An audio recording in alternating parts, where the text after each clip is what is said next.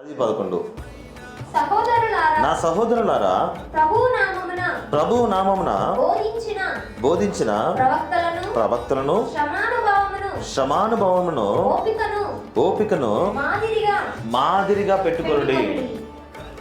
ఇక్కడ దేవుడు ఏం మాట్లాడుతూ ఉన్నాడంటే, ముందు ఏదైనా ఒక విషయం తెలియాలంటే మనకు ముందుగా ఏం కావాలన్నా ఓపిక.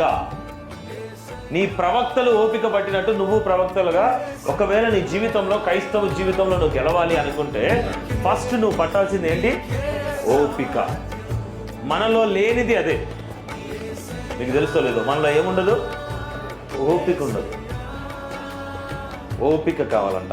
ఎవరి మాదిరిగా అంటే ప్రవక్తల మాదిరిగా. ప్రవక్తలు అంటే తెలుసామా? దేవుణ్ణి గెలిచిన వారు. ప్రవక్తలు అంటే ఎవరు? దేవుణ్ణి గెలిచిన వాళ్ళు. మనుషుల్ని గెలిచిన వాడు ఎప్పుడు వాడు జస్ట్ సేవకుడు అవుతాడు అంతే.